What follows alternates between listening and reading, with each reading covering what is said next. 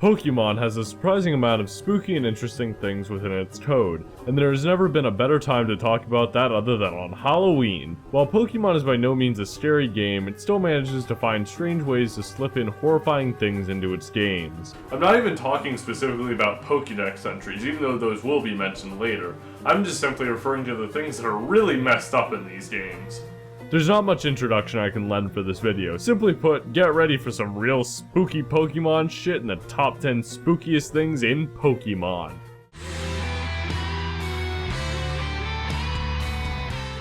Diseases can be a pretty spooky thing. They can bring irreversible effects on the people who contract them. Normally these are very detrimental effects and rarely have any positive effects on the recipient of the antigen. Except there is one disease in Pokemon that has some extraordinary effects and unknown beginnings. That's right, it's the Pokérus virus. Pokérus is a digital disease in the Pokemon world that will occur randomly, and it somehow makes your Pokemon even stronger. If afflicted with the Pokérus virus, the ailed Pokemon will contract EV values at twice the rate of a normal Pokemon. It is incredibly rare but incredibly useful, which makes it creepy because there is no certainty as to if you will contract it or not. It is completely random.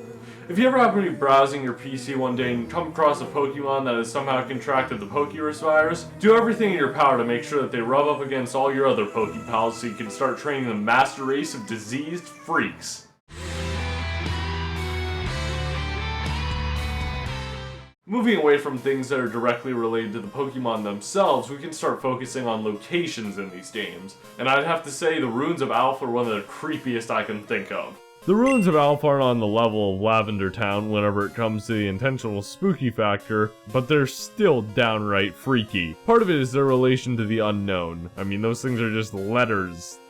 English is spooky. The worst thing of all is the music that plays while you're in the Ruins of Alpha. It's not really scary, it's just a pain to listen to, and nothing says spooky like a blown eardrum.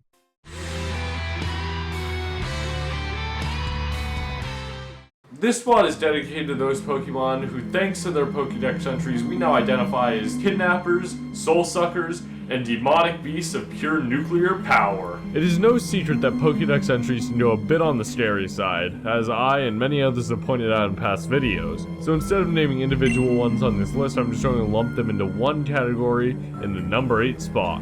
The Pokemon that are in this spot are here simply because the developers at Game Freak felt necessary to give these Pokemon the creepiest fucking backstory they could conjure up. And that's not necessarily a bad thing because it shows that they're willing to step into that territory, a territory we will get very familiar with throughout the rest of this list.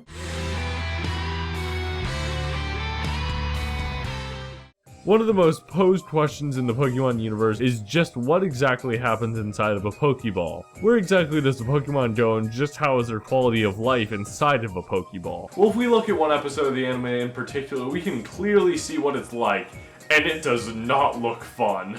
I don't know what exactly is spookier, not knowing where Pokemon go whenever they're inside of a Pokeball, or the fact that the slim amount of evidence we have for what happens is just a Psyduck trapped in a rather claustrophobic ball. Who knows just what happens inside of a Pokeball, but I have a theory, and for that you'll just have to wait for my gaming mysteries over the subject at the end of this Pokemon somewhere in November.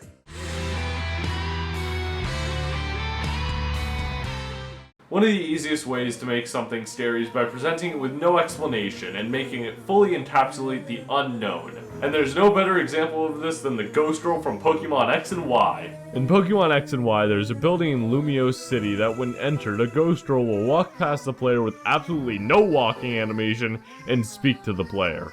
Now this wouldn't be that creepy if it had context to it, but there's been absolutely no explanation as to why this happens or what it's tied to. The fact that I can't really even put a name to this girl or this event just shows how creepy it actually is.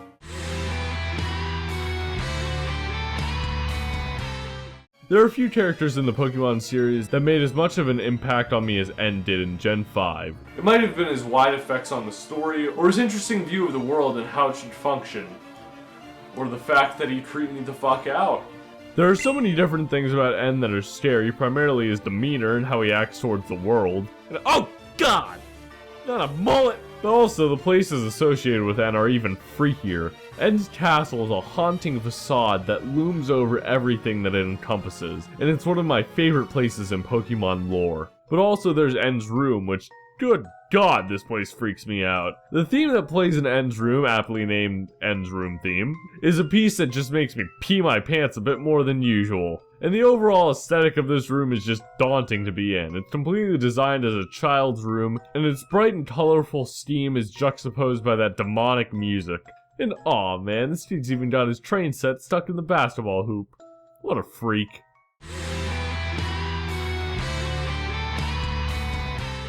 There are some very creepy things that can happen whenever games stop working correctly. I mean, they can be stereo if they don't work in the first place, but we're not going to be focusing on that. A glitch can wreak havoc on your game and distort the supposedly normal portions of it.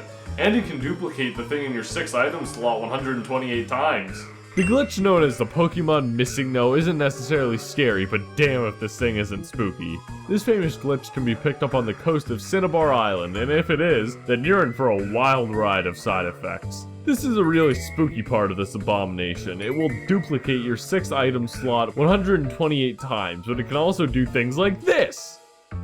The spookiness is the fact that you don't really know what you'll get whenever you catch this glitch. It could be incredibly good or be, well, whatever the hell you call this.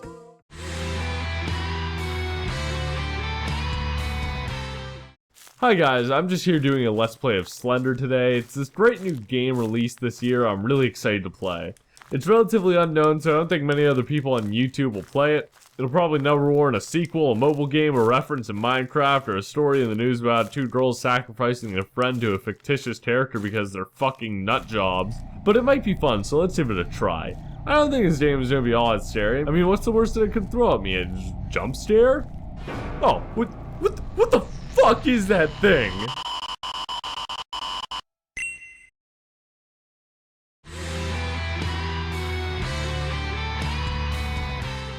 You remember how I said the ruins of Alph were creepy? Well, the ruins of Alph were never fabled to have made Japanese children kill themselves.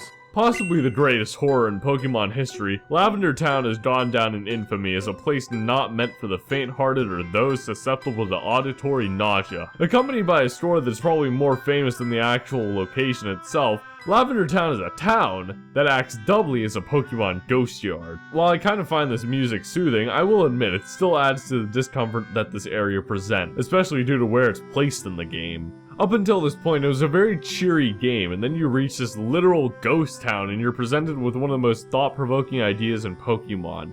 The fact that they can die. Pretty much everything about this location is downright creepy, the perfect thing for this list.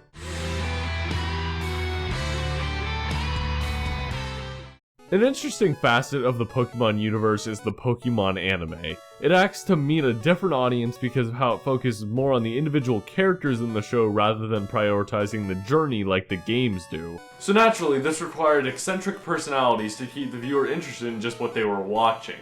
And from this spawned a particularly creepy character whose actions are mostly overlooked. Brock.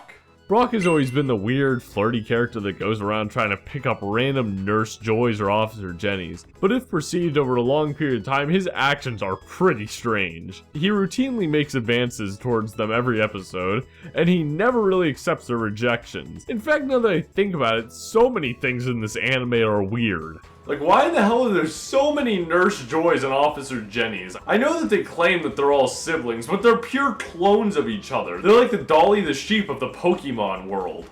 All of them are identical, and that honestly freaks me out. And why exactly Brock feels the need to hit on every single one of them only worsens it for me. In fact, it just kind of further shows that they're the same person copied over and over, so he's basically hitting on one person that is just constantly changing location and rejecting him. There are so many things in the Pokemon anime that make it creepy. Brock, all of his weird clone girlfriends, and why the hell Ash's mother would ever let him explore the world when he's 10 years old.